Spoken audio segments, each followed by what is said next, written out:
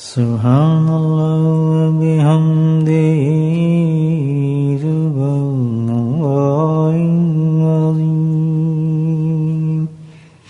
سبحان اللہ وبحمدہ سبحان اللہ العظیم سبحان اللہ وبحمدہ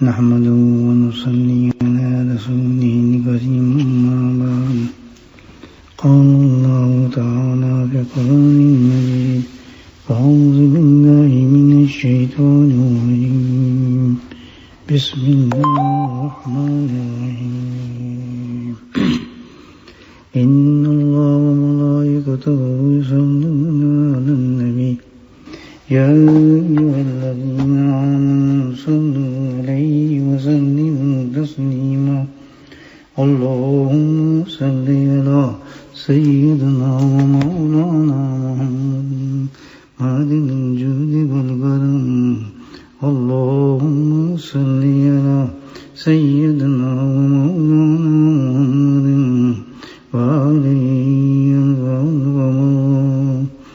اللهم صل على سيدنا ومولانا محمد وآله وصحبه وبارك وسلم أما بعد قال الله تعالى في القرآن المجيد أعوذ بالله من الشيطان الرجيم بسم الله الرحمن الرحيم أو كصيب من السماء فيه ظلمات ورعد وبرق يجعلون أصابعهم في آذانهم من الصواعق حذر الموت والله محيط بالكافرين يكاد البرق يخطف أبصارهم كلما أضاء لهم مشوا فيه وإذا أظلم عليهم قاموا ولو شاء الله لذهب بسمعهم وأبصارهم إن الله على كل شيء قدير.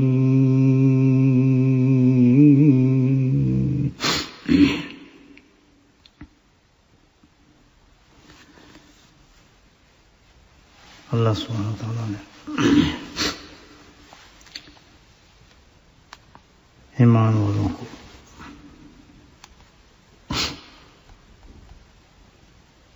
صاف طور پر حکم فرمایا یا الذین آمنوا ادخلوا فی السلم کافۃ ولا تتبعوا خطوات الشیاطین انہ لکم عدو مبین.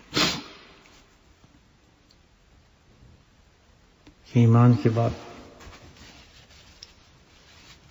کامیابی کا سب سے بڑا راز جو ہے وہ ایک ہے ادخلوا فی السلم کافۃ، کہ مکمل طور پر کمپلیٹ طور پر اسلام کے اندر داخل ہو جاؤ، یعنی ظاہراً باطناً عقیداً عملاً ہر لحاظ سے اسلام میں داخل ہو. کسی چیز میں اگر کمی ہے تو اسلام میں نہیں بنتا. اس کا مطلب مفسرین لکھتے ہیں کہ فسلم کافۃ مکمل طور پہ ہر چیز اسلام کی قبول کرنا.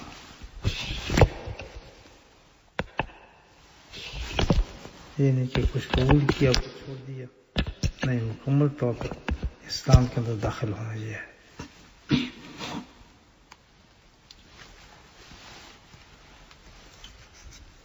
اس کے مقابلے میں دوسرا راستہ جو قرآن کہتا ہے وہ بھی بتا دیا کہ اگر مکمل طور پر انسان اس میں داخل نہیں ہوتا تو وہ راستہ کون سے ولا تتبعوا خطوات الشیطان، انہم لکم عدو مبین، کہ وہ راستہ پہ شیطان کا ہے اور وہ تمہارا سب سے بڑا دشمن ہے. وہ جو اپنے راستے پہ دشمنی چلائے گا تو اس کی دشمنی کی انتہا یہ ہوگی کہ تمہیں جہنم میں پہنچائے گا. تو راستے دو ہو گئے. اگر مکمل طور پر انسان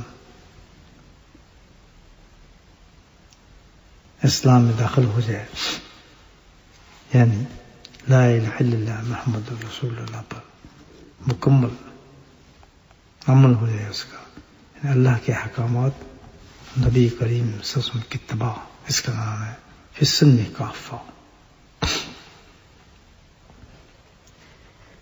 اور خطوات شیطان جو ہے یہ ہے دوسرا راستہ. جب انسان اس میں داخل نہیں ہوتا تو اس کا ہر فعل، ہر کام جو ہے وہ شیطان کے بتائے ہوئے طریقے سے کر رہا ہے.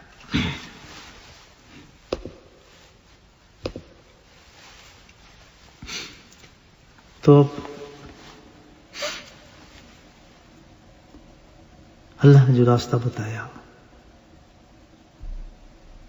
یہ راستہ جو ہے مکمل راستہ قرآن اور شریعت کا راستہ ہے. اس پہ جو چلتے ہیں لوگ مکمل طور پر وہ مومن ہیں، کامل مومن ہیں، اور ان کے لیے اللہ تعالیٰ نے جنت کی بشارتیں دی. جو لوگ اس کو چھوڑتے ہیں، انکار کرتے ہیں، وہ کافر ہیں. اور جو تذبذب میں ہے، جو اپنے فیصلے نہیں کر پاتے، ان کو نفاق اور منافق کہا ہے قرآن نے. بالکل واضح، اس میں کوئی شک کی گنجائش ہی نہیں ہے. انسان اپنا تجزیہ بڑی آسانی کے ساتھ قرآن کے سامنے بیٹھ کے کر سکتا ہے. کسی سے پوچھنے کی ضرورت ہی نہیں کہ میں کون ہوں. بالکل کسی سے فتویٰ لینے کی ضرورت ہی نہیں. قرآن ہے اس لیے ایک شیشے کے مانند انسان کو واضح طور پہ بتا دیتا ہے. یہ جو ہم آیتیں پڑھ رہے ہیں آپ دیکھ لیں، اس میں کہاں چھپائی اللہ نے کوئی چیز چھپائی کہ جو پتہ نہ چل رہی. ہر چیز واضح طور پہ اللہ نے بتا دی. کوئی چیز چھپی نہیں کہ بھئی ایسی ہے کہ جو چیز چھپی ہے ہمیں سمجھ نہیں آ رہی. واضح سمجھ آتی ہے چیزیں، پتہ چلتا ہے سب کچھ. تو کسی دلیل کی ضرورت نہیں. تین راستے ہیں. انکار کر رہے ہیں اللہ کے احکامات سے، اللہ اور رسول کی اطاعت سے انکار ہے کافر. مکمل طور پہ سے چل رہا ہے فی کافر مومن. جو درمیان میں پھنسا ہوا ہے وہ منافق. بالکل صاحب، اس میں کوئی ایسی چیز ہے ہی نہیں کہ جو آدمی کو پتہ نہ چل سکے. پتہ نہ، بالکل واضح صاف پتہ چل گیا. اب یہ جو ہے راستہ اللہ کا مکمل راستہ جو ہے، کامل راستہ جو ہے، اس میں اللہ تعالیٰ نے آزمائش انسان کے لیے، مومن کے لیے،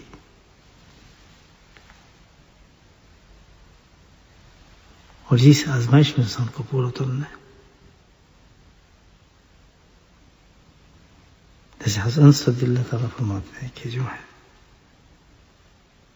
جنت جو ہے اس کا احاطہ کیا ہے، گھیرا ہوا ہے دشواریوں نے، مشقتوں نے، اور دوزخ کا احاطہ جو کیا ہے وہ شہوات میں. اسی کو مزید حدیث ہے، نسائی میں بھی ہے، احمد میں بھی ہے، بہت مشہور ترمذی میں بھی ہے. اس کے راوی جو ہے وہ ابو ہریرہ رضی اللہ تعالیٰ عنہ ہے کہ اللہ سبحانہ تعالیٰ نے جنت کو بنایا تو جبریل سے کہا کہ جبریل جاؤ جنت کو دیکھ کر آؤ. جبریل علیہ السلام جنت کو دیکھ کر آئے تو سبحان اللہ کہنے یا اللہ بہت ہی خوبصورت ہے، بڑی حسین ہے. یہ تو اتنا حسن ہے، اتنا حسن کہ کچھ سوچو نہ. اور جو شخص بھی اس کے بارے میں سنے گا اور جانے گا تو وہ تو سب کچھ پوری کوشش کرے گا اس جنت میں آنے کے، داخل ہونے کے لیے. بہت آسان ہے. کہتا ٹھیک. پھر اللہ تعالیٰ نے اس جنت کو احاطہ کر دیا دشواریوں سے، آزمائشوں سے، تکلیفوں سے، پریشانیوں سے. کیا اب دیکھ کر کیا دیکھا تو جیسے سم واپس آئے کرتے اب تو بہت مشکل ہے کہ آدمی جنت میں جا سکے. اب تو بہت دشوار ہو گیا راستہ جانے کا، کیونکہ گھیراؤ ڈال دیا. اب تو تکلیف، مصیبتیں، پریشانیاں، راستے. تو ٹھیک دوزخ کو دیکھ کے آؤ، وہاں کی ہولناکیاں دیکھیں، جب وہاں کے حالات دیکھے تو واپس ہے کرنے گے یا اللہ اس کے بارے میں جو بھی کچھ سنے گا تو کبھی بھی نہیں جائے گا. جنت دوزخ کا تو پورا احاطہ کرے گا، بچنے کی کوشش کرے گا، بھاگے گا وہاں سے. ٹھیک ہے، اس کو لپیٹ دیا خواہشات کے اندر، لذتوں میں، نفسیات میں، نفسانی خواہشات میں، دنیا داری میں. کہ جاؤ دیکھ کر آؤ، جیب رسم دیکھ کر پھر واپس ہے کہنے یا اللہ اب تو کوئی بچے جو جہنم کے اندر نہیں جائے گا. تو لذات اور دنیا کے اندر گھیر لیا ہر آدمی اس کے ذریعے سے ٹریپ ہوگا اور جہنم میں چلا جائے گا.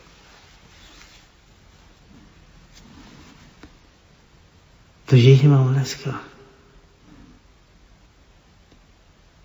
کہ جو انسان اس وقت صحیح راستے پہ چلتا ہے بھائیو، تو وہ معاملہ وہ جنت کا راستہ ہے.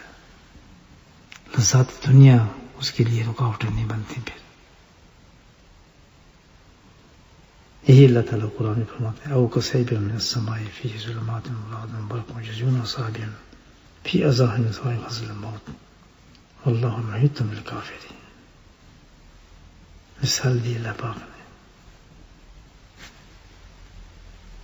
کہ دین جو ہے وہ بارش کے مانند ہے. جیسے بارش یہ دین ہے، اور اس بارش میں پہنچنے دین کا سب مطلب ہے عمل کرنے کے اندر جو اس کی رکاوٹیں ہیں وہ اتنی سخت ہیں جیسے کہ بجلی کی کڑک اور اندھیرے اور جناب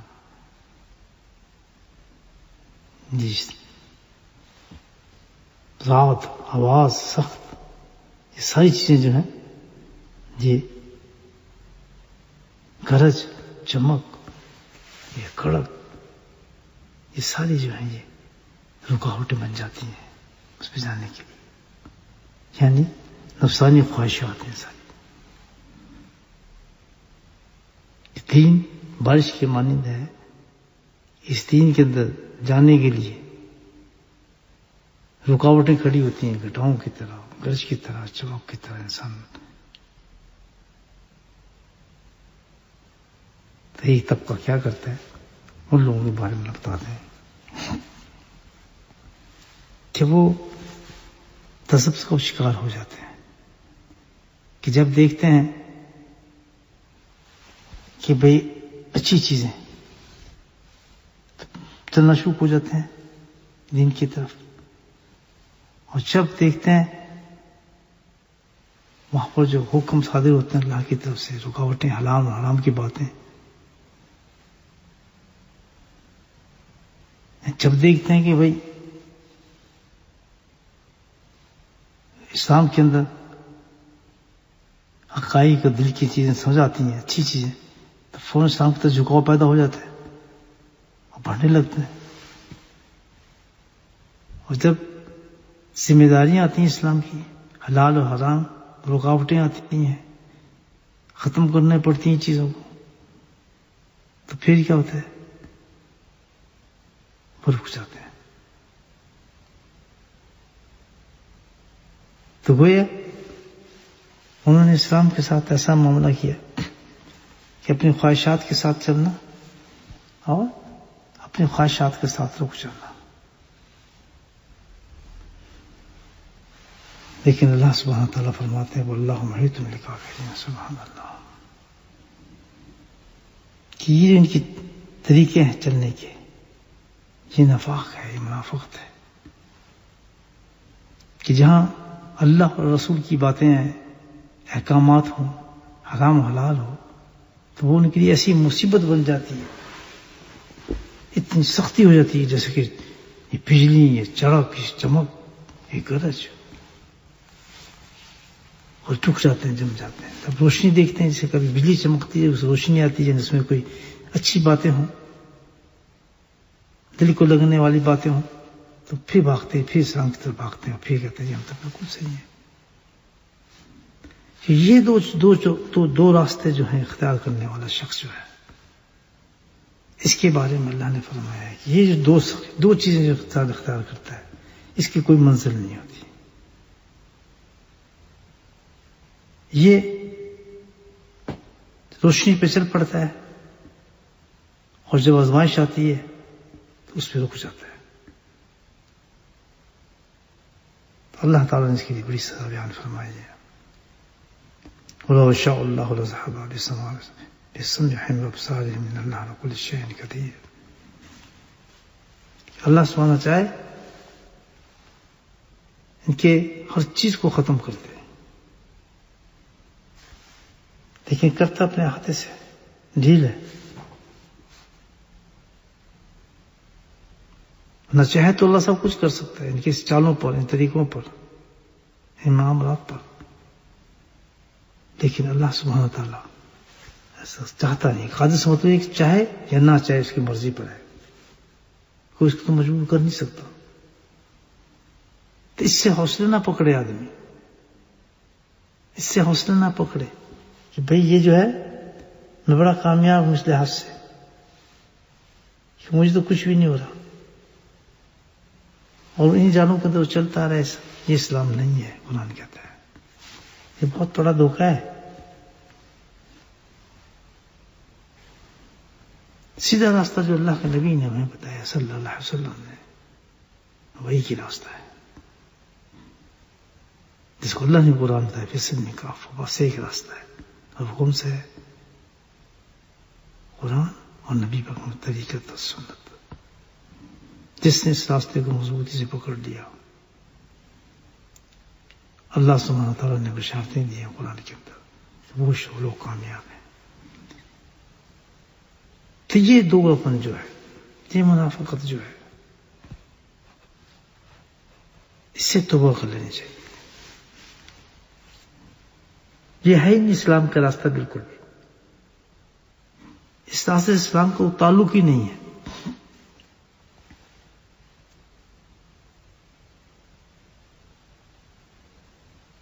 دنیا آزمائش ہے مومن کے لیے،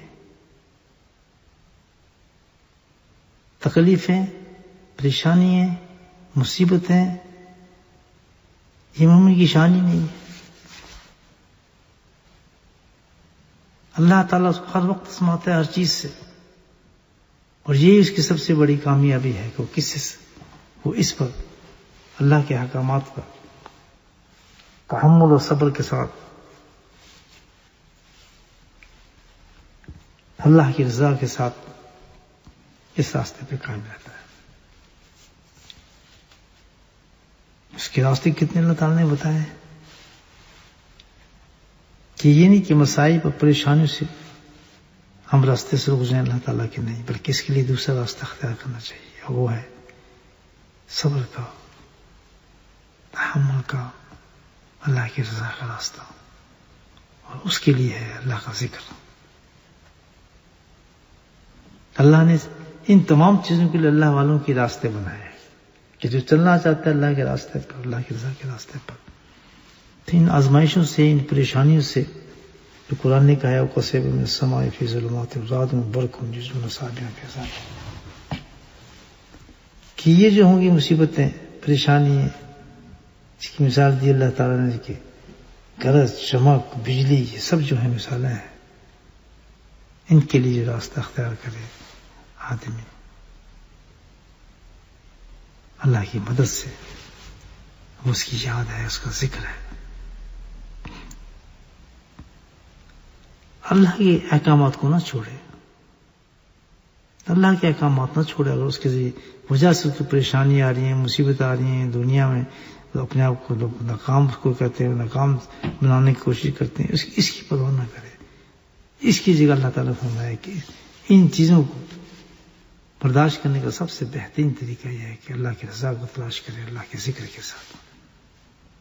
جب بندہ مصیبتوں میں، پریشانیوں میں، حالات میں، جو کہ انسان کے لیے اللہ نے پہلے ہی کہا ہے کہ جنت ملتی اسی طریقے سے.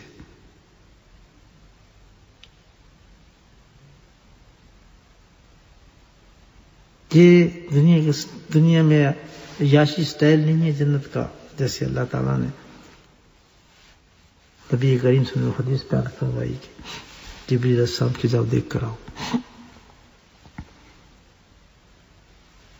تو یہ اس کے لیے ایک مومن کو تیار رہنا اس چیز کے لیے چاہیے کہ کوئی لمحہ بھی اس کا ایسا ہو سکتا ہے جس میں اللہ تعالیٰ اس کو سمجھ میں نہ لے.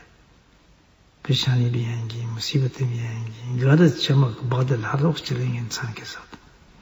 لیکن بھائی جو اس راستے کو چھوڑ جاتا ہے وہ منافق ہوتا ہے اور ملتا اس کو کچھ بھی نہیں، ملتا کچھ بھی نہیں اس کو، بلکہ اللہ تعالیٰ کی ناراضگی ملتی ہے اس کو اور کچھ نہیں ملتا اس کے ذریعے. کامیابی نہیں ہے، وہ تو ایک عارضی چیز ہے، اندھیرا ہی اندھیرا ہے پھر آخر میں.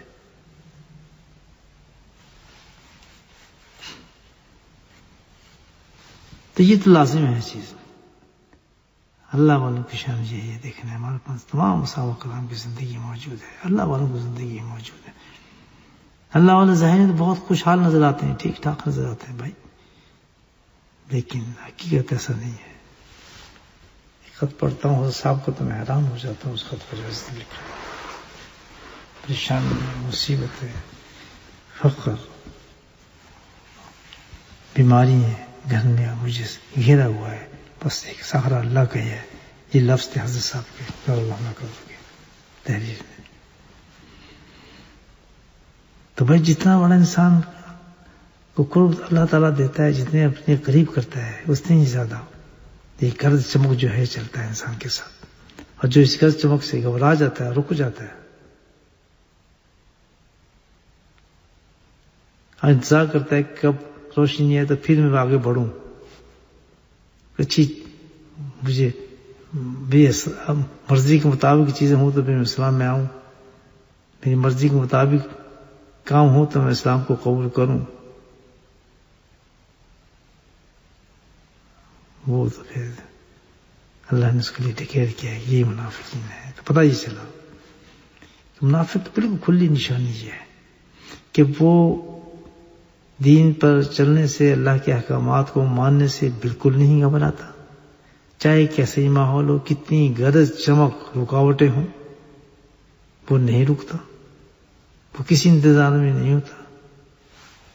اب یہ تو کسی پوچھنے کی بات ہی نہیں ہے، خود انسان اپنی زندگی سے اس کا تجزیہ کر سکتا ہے کہ اس ایمان کی کس حصے کے اندر میں کھڑا ہوں. کامل ایمان ہے، مکمل ایمان ہے، یہ نفاق اور منافقت میرے اندر ہے. اگر کوئی شخص الحمدللہ کسی لحاظ سے بھی اس چیز سے تعاون نہیں کرتا، دنیا سے اس چیز پہ تعاون نہیں کرتا، حالات سے اس چیز پہ تعاون نہیں کرتا، مطابق نہیں کرتا کہ اللہ کے احکامات کو ترک کر دے، ہمیں مکمل ایمان والا ہے ماشاءاللہ. بے شک دنیا اس کو کچھ نہ ملے، اللہ گارنٹی دیتا ہے. وہ شخص جو حالات کے مطابق چلتا ہے، کبھی کچھ کبھی کچھ کبھی کچھ کبھی کچھ، وہ بہت بڑے حالات ہیں اور وہ منافق ہے. اپنی زندگی میں خود دیکھ لیں کہ ہماری زندگی میں کس قدر اللہ کے احکامات کو بجا لانے میں قربانیاں ہم دیتے ہیں. قربانیاں دینی پڑتی ہیں اس پر، کس قدر قربانی ہم دیتے ہیں اللہ کی خاطر. ہم کتنی چیزوں کو چھوڑ دیتے ہیں کہ اللہ نے چیز کو منع کیا مجھے نہیں کرنا چاہیے. یہ ہمارا معاملہ وہی ہے کہ بجلی کی چمک ہو تو ہم چل پڑتے ہیں، اندھیرا ہو تو ہم رک جاتے ہیں. یہ جس طرح قرآن بتا رہا ہے.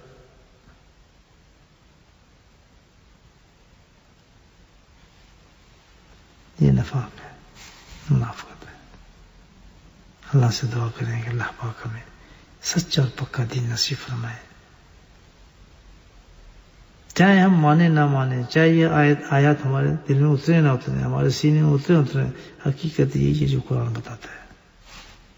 حقیقت یہی ہے کہ مومن کسی بھی گھٹا سے، بادل سے، چمک سے، گرج سے نہیں گھبراتا، یعنی کسی بھی آزمائش سے نہیں گھبراتا، کچھ بھی ہو جائے اس نے اللہ کی رسی کو مضبوطی سے پکڑا ہوتا ہے اور ہر خطروں پہ قربانیاں دیتا ہے۔ واحد ایک نشانی یہ کامل مومن کی، یاد رکھیں آپ، اور کوئی نشانی نہیں ہے اس کی۔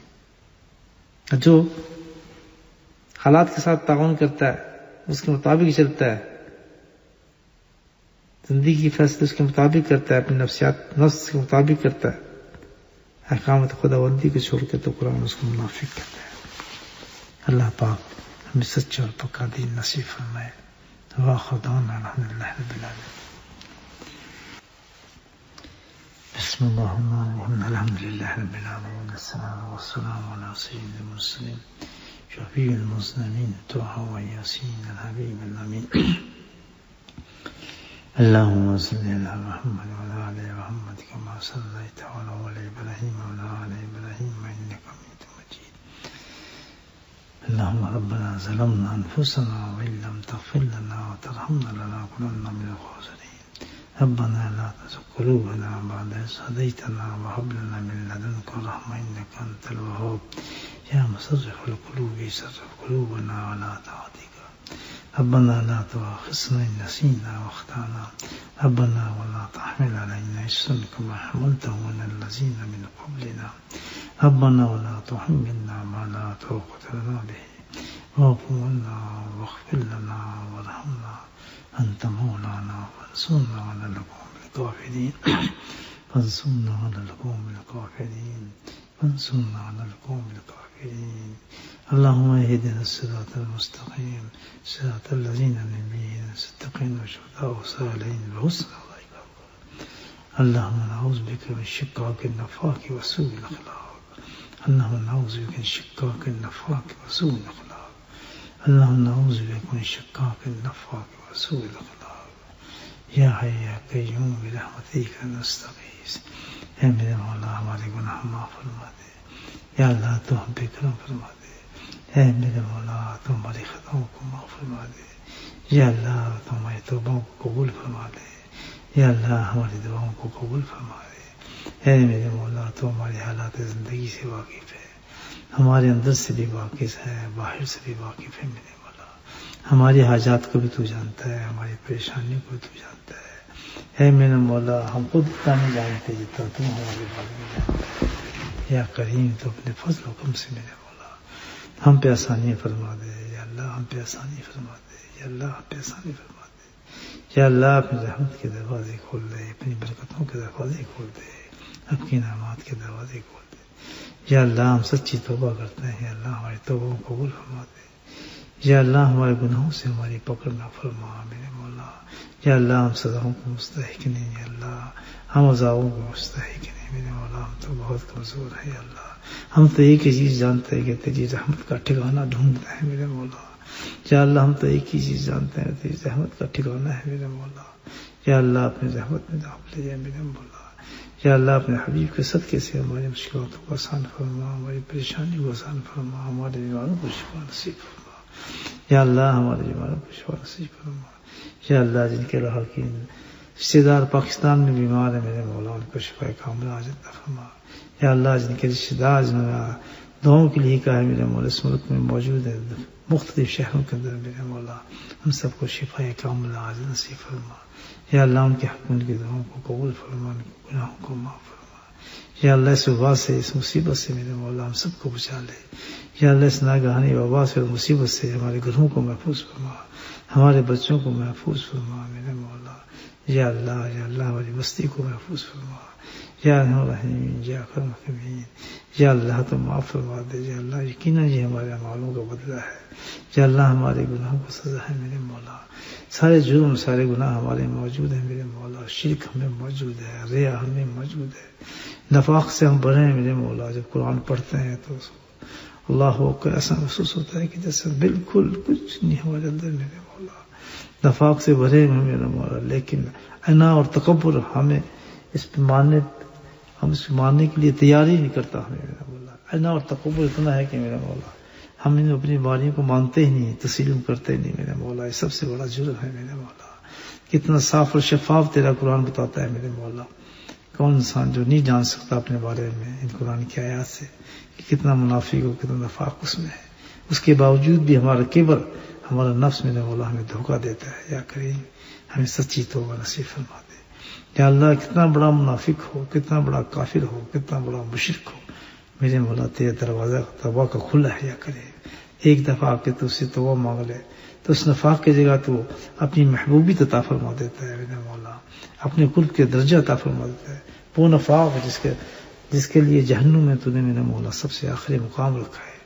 لیکن جیسے بندہ توبہ کرتا ہے راستے پہ آ جاتا ہے، دین اسلام کو قبول کر لیتا ہے میرے مولا، وہی شخص تیرا محبوب بن جاتا ہے اور جنت فردوس میں اس کے ٹھکانے بننا شروع ہو جاتے ہیں میرے مولا. یا اللہ کمزوری ہماری ہے، تو نے تو دروازے کھولے ہیں اپنی توبہ کے. ہر وقت بندہ توبہ مانگ سکتا ہے میرے مولا، بجائے انا اور تکبر کے ساتھ اور ضد کے ساتھ میرے مولا. یہی قرآن بتاتا ہے کہ منافق کی سب سے بڑی کمی یہی ہے کہ وہ اڑ جاتا ہے، ضد کرتا ہے، مانتا نہیں میرے مولا.